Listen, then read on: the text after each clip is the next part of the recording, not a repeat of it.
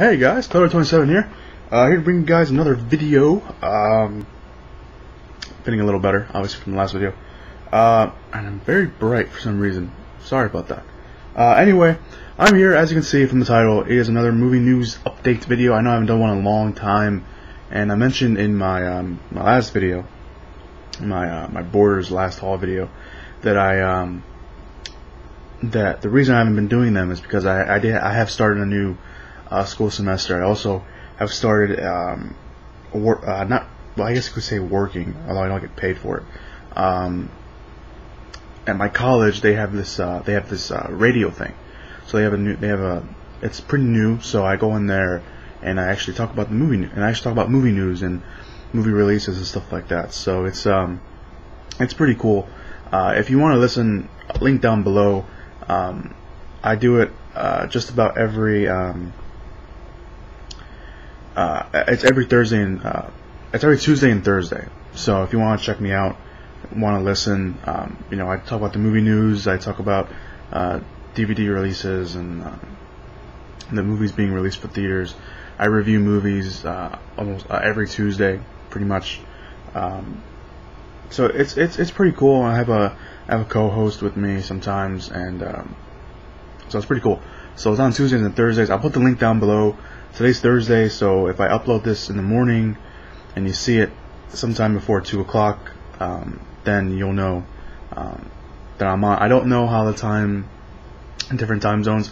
I don't know if that affects it or anything, but if you want to listen, feel free. But I'm going to do a movie news update of pretty much all the news that I've reported on the show for like the last week and a half or so. So bear with me. I have an outline here. I didn't highlight the stuff I wanted to talk about, so I'm just gonna go through it. Justin Lin, the director of the last 3 Fast and Furious films, was reportedly going to direct the Terminator 5, but it turns out that he might have to drop out because it's going to affect shooting with Fast and Furious 6 that he's going to film. And there's even reports of him maybe not necessarily dropping out completely. They're saying the new owner of the Terminator rights said that they want the film to start. They want the movie to start filming sometime late next year or something like that. And they don't even have a script or anything. So Justin Lin can still possibly direct Terminator 5 if he wanted to. But for the time being, he's dropped out.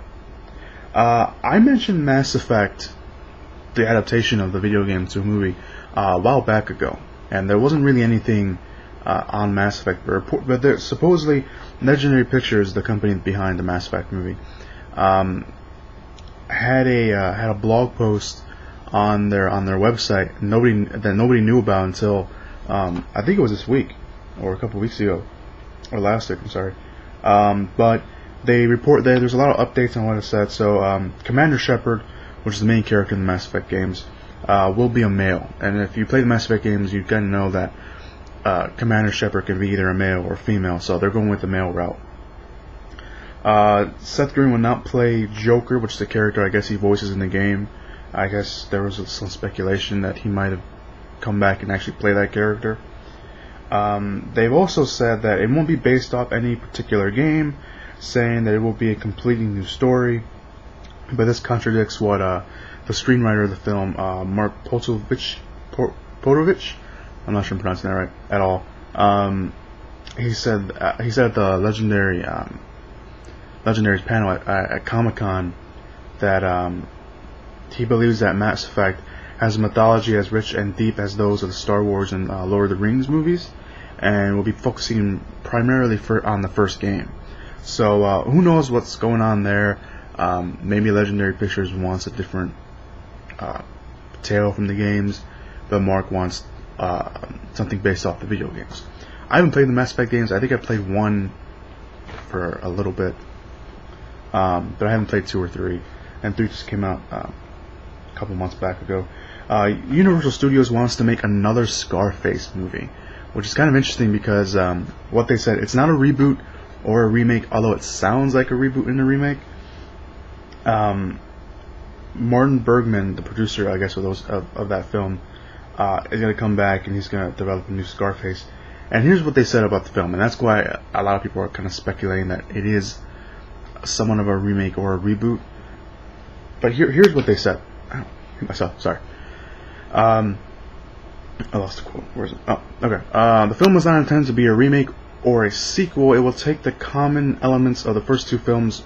An outsider, an immigrant, barges his way into criminal establishment in pursuit of a twisted vision of the American dream, becoming a kingpin through the campaign of ruthlessness and violent ambition. And so yeah, I mean that kind of sounds a little bit like, you know, the originals, but who knows? That's kind of what they're saying. Sorry, I have like everything scattered around me. I'm sorry about that. Blake Lively, who is from Gossip Girl, I believe. I didn't check that. But Blake Lively has been offered the role of Elizabeth Bennet in the Pride, Prejudice, and Zombies film. I haven't really mentioned Pride, Prejudice, and Zombies on my movie updates, mainly because I wasn't doing it at the time, or because I just didn't. There wasn't enough information about it. But the director is going to be Craig Gillespie, who just directed the Fright Night remake that didn't do so well in the box office. But I actually saw, by the way, and was really surprised by it. It was actually pretty good. So he's going to be directing it.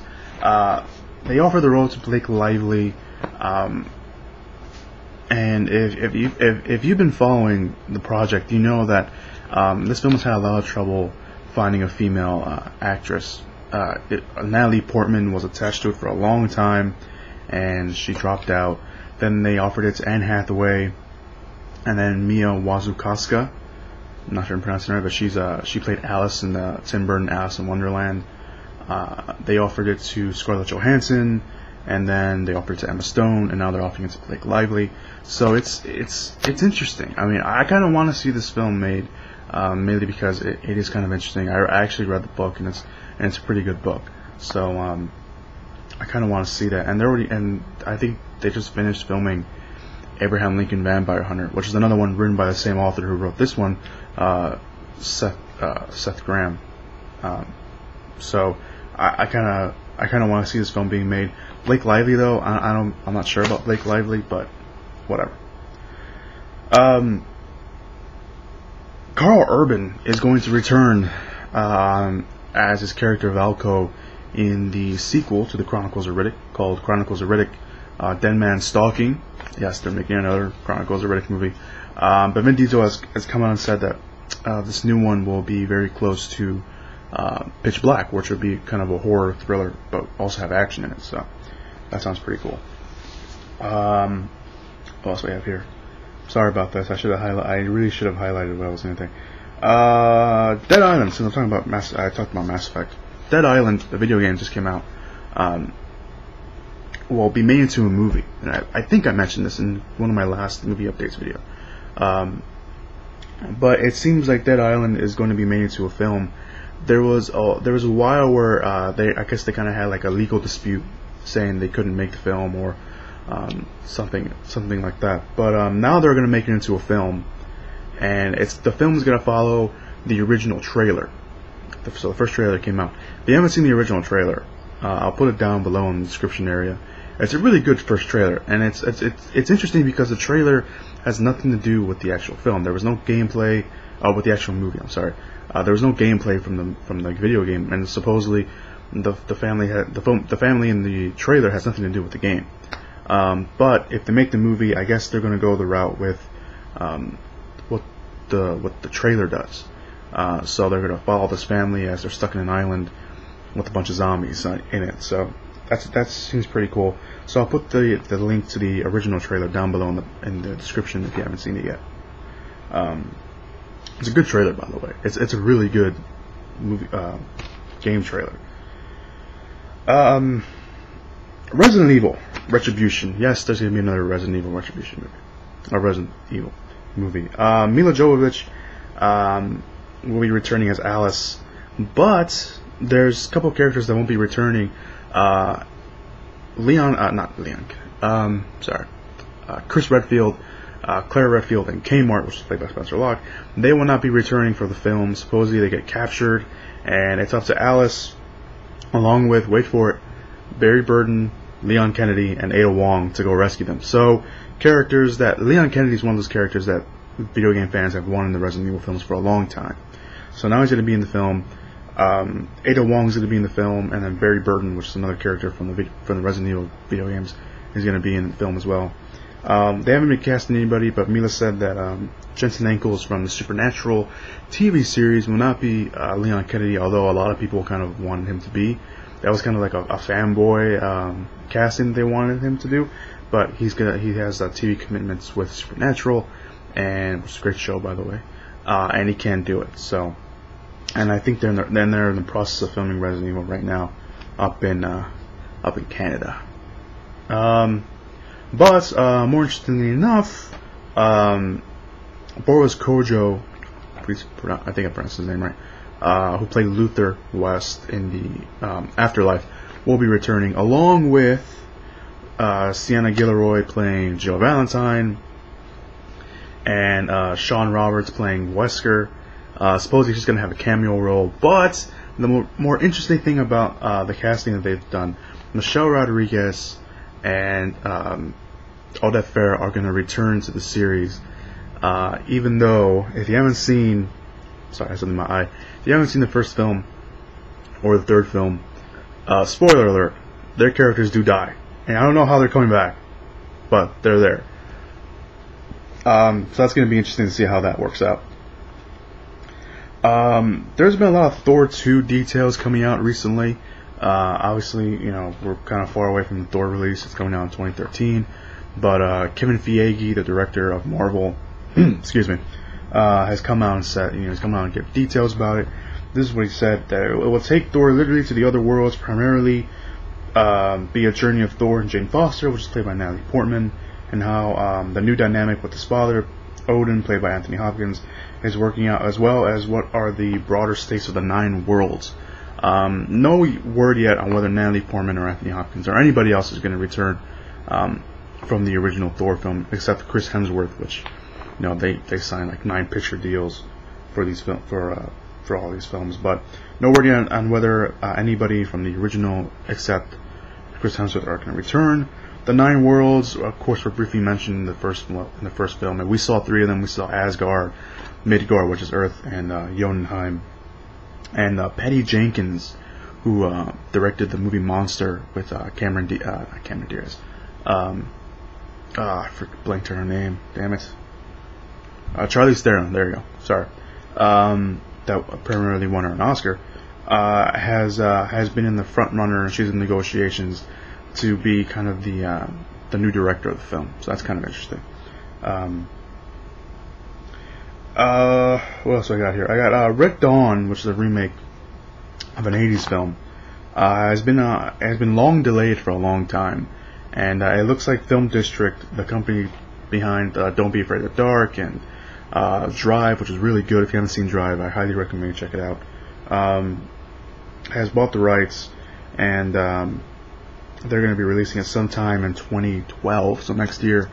Red Dawn, by the way, also stars Chris Hemsworth. This is kind of one of the films that...